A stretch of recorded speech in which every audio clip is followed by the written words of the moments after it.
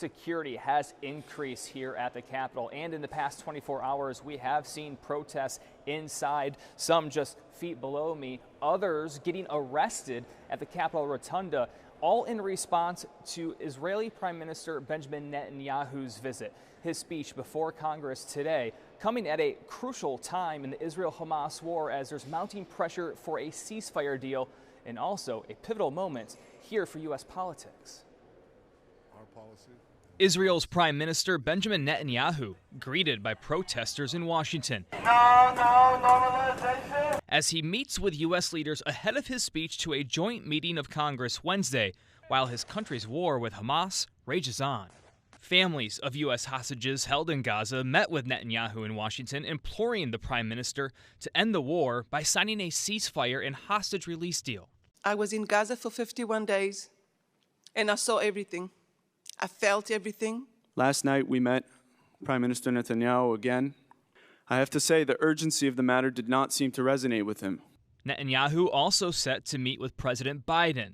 Their relationship strained, with some in the Democratic Party expected to boycott or miss the speech, most notably the new presumed Democratic nominee, Vice President Kamala Harris. An aide said the vice president has a previously scheduled event at the same time. The gravity of the situation cannot be overstated, and yet Kamala Harris will abandon her seat. I am skipping this address because Netanyahu has undermined the peace process. I see him just wanting to continue the war for his own political future because he is facing criminal indictments. You know, I am a proud Jewish woman, and I have had a long connection to the state of Israel. And frankly, that is why I am not going. He is a danger to the state of Israel, to peace in the region. So many people want to see the hostages come out, and they are not going to because he doesn't care about them. Netanyahu has had a busy visit so far here in Washington, and that will continue after a speech into tomorrow, where he is expected to meet with President Biden and then separately with Vice President Harris before heading to Florida to meet with former President Donald Trump. The speech to a joint meeting of Congress set for 2 p.m. Eastern today. On Capitol Hill, I'm Brian Abel reporting.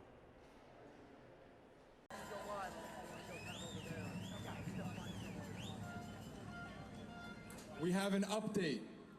Previously, I told you there were 4 intersections that have been blockaded by the people for Palestine. Now it's 5. Pennsylvania and 9th, Independence and 14th. North Carolina and Pennsylvania Southeast, Independence and 4th, and Union Station have all been claimed by the people.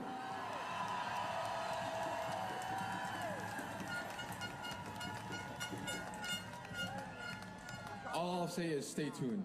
More to come. We're all here for the same reason, right? We're all here for lives that are suffering and being lost. So specifically, my motivation is that these kids who are no longer with us would have at least a few last words in the fact of their appearance, and that they would not be totally forgotten.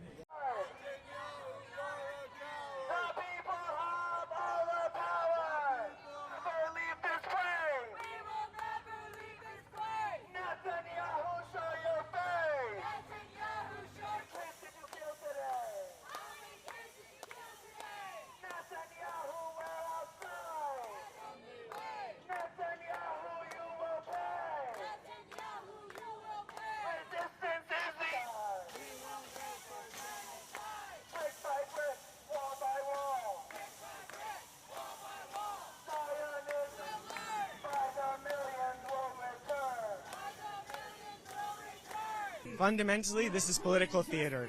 Netanyahu knows how to play the audience in Congress. He's here to make reassurances to them that everything is under control. But and the people around the world have seen very clearly that things are not under control. They have been unable to achieve their objectives. What they've done instead is indiscriminately targeted civilians to try and break the spirit of Palestinians. That's what everyone is out here in the streets to say, that fundamentally you should not be taking these people at their word.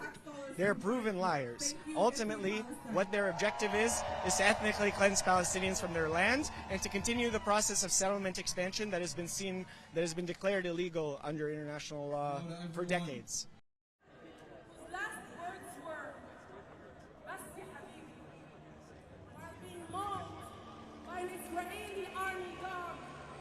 And then left to bleed to death. The memory of our Ghassan Kanafani, our Najid Ali, our Fatwa Tuqan, and his enablers, and demand his arrest. But we uplift. We don't ask for permission to end apartheid.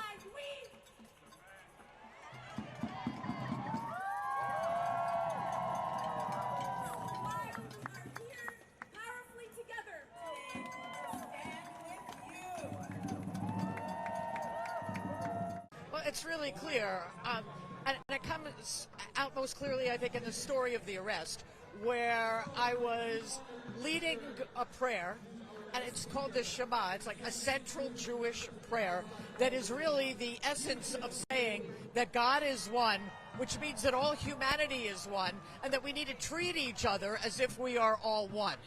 If that's the case, how can we not stand up when there's an attempted genocide?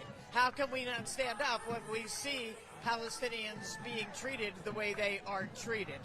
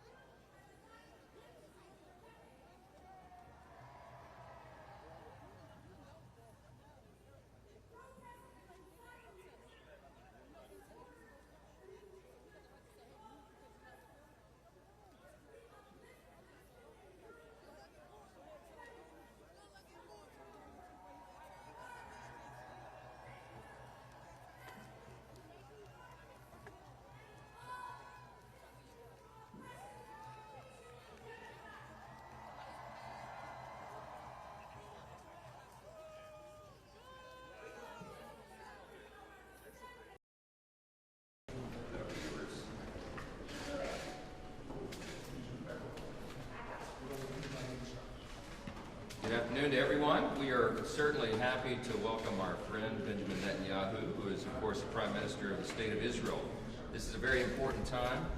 Our bipartisan congressional leadership recognized it as such and invited him here because our dear ally Israel is in an existential fight for its very existence, and that fight extends to every one of its borders. Today, the Israeli people are working to defeat Hamas following, of course, the horrific massacre on October 7th. They're having to ward off Hezbollah in the north. They're having to respond to Houthi attacks in Tel Aviv. And they fended off a historic watershed direct attack from Iran itself, a regime that is allied with Russia and China. The threats Israel faces are not only kinetic. Jerusalem is also combating lawfare and information wars and double standards from the UN and the media. Today and every day, Americans must stand shoulder to shoulder with Israel in its great struggle. In this struggle, nearly 300 days after October 7th, our hearts remain with the 120 men and women, boys and girls who are still in captivity in Gaza. Adon, Iltai, Saji, Hirsch, Gadi, Judy, Omer, Keith, and so many others are being held deep in tunnels. We have not forgotten them, or their families, who so desperately want them home, and we, of course, do as well. Israel and the United States are united in our mission to bring them home. I have full confidence that we will do just that. I have to say it's providential that the Prime Minister is here today after the 17th of Tammuz. It was nearly 2,000 years ago that the most powerful nation in the ancient world laid siege to Israel and destroyed Solomon's temple. And today, the most powerful nation in the modern world is standing with our Jewish friends and the Israeli government. I'm certainly eager, as we all are, to hear from the Prime Minister, and as we hope that this 17th of Tammuz marks the last time the Jewish people lament destruction so that they can live freely and securely in their ancestral homeland. I would defer to the Prime Minister. Thank you, Mr. Speaker. Speaker Johnson, you have shown great leadership along with the leaders of the Senate and the minority leader in the House. I appreciate the fact that you've invited me to address this great assembly, the world's greatest democracy. The Congress of the United States speaks for the American people, and the American people speak for the entire world. I very much value this opportunity to address this august forum. You said just now something that resonates throughout the ages. Almost 2,000 years ago, the Romans breached the walls of Jerusalem on this day, almost 2,000 years ago. Well, our enemies will not breach our walls today. And our wall is not made up only of our own soldiers, our brave heroes, but also the friendship and alliance with the great United States of America. That is very much expressed here today, and I thank you for giving me this opportunity. And the people of Israel, thank you for giving us this opportunity to express our common alliance. Thank you, Mr. Speaker. Thank you so much.